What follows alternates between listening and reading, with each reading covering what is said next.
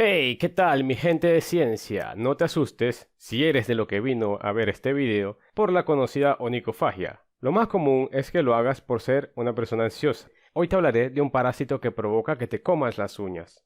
Esta modificación de tu comportamiento ayuda al ciclo y supervivencia del parásito. Quédate para conocer el parásito alfiler.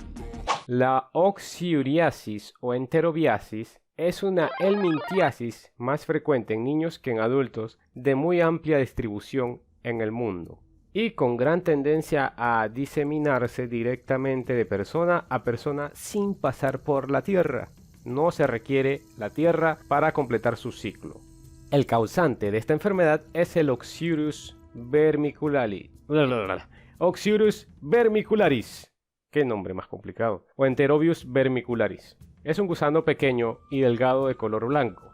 La hembra mide aproximadamente 1 centímetro de longitud y el macho la mitad del tamaño de la hembra, que serían 5 milímetros. Tiene el extremo posterior recto y muy puntiagudo, y de allí el nombre popular de gusano en alfiler.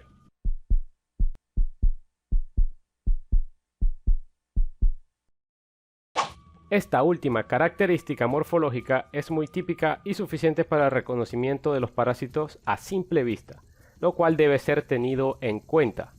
Al microscopio se ve un ensanchamiento bilateral de la cutícula en el extremo anterior, a manera de aletas. A lo largo del cuerpo y bilateralmente existen dos engrosamientos de la cutícula en forma de aristas triangulares, que son características de este nemátodo.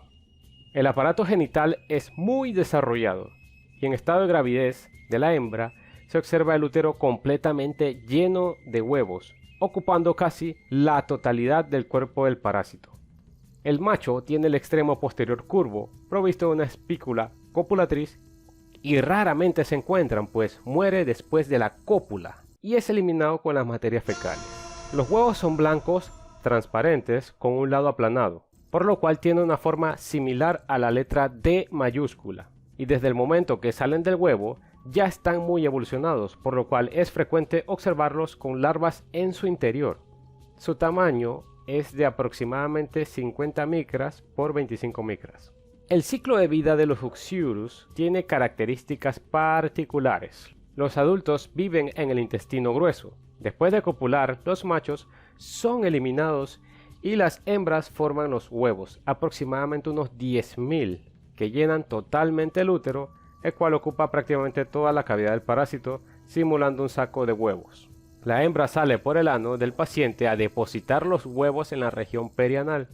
Estos huevos son infectantes por vía oral en tan solo 6 horas sin necesidad de caer a la tierra, un tiempo récord. Un periodo sorprendentemente corto que demuestra la gran capacidad reproductiva e infecciosa de este parásito. Por medio de una sustancia pegajosa, el parásito se adhiere a la piel y se arrastra por ella, dejando una hilera de huevos que permanecen adheridos y es capaz de salir y entrar al colon nuevamente. Las hembras viven aproximadamente 3 meses. La salida de los gusanos puede hacerse en cualquier momento, pero es más frecuente durante la noche, posiblemente debido a la mayor relajación muscular del paciente y también a la disminución de los movimientos. El método de Graham. Con el método de Graham se puede hacer el diagnóstico. Solo se usa una cinta adhesiva. Esta se adhiere en toda el área perianal y se lleva al microscopio, donde se observan los huevos.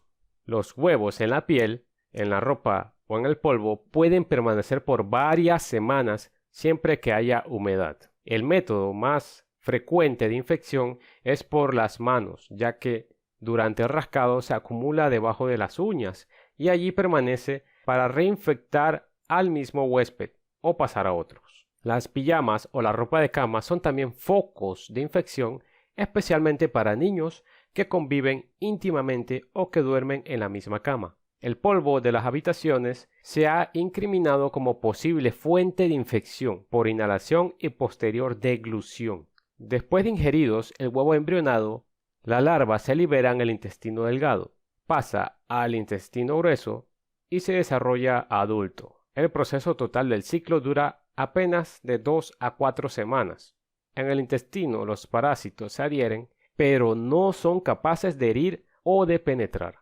Patogenia. En el colon no se fijan ni penetran en la mucosa intestinal. La patogenia se deriva de la migración de los parásitos por el ano o de la invasión a los genitales y ocasionalmente a vísceras como el apéndice.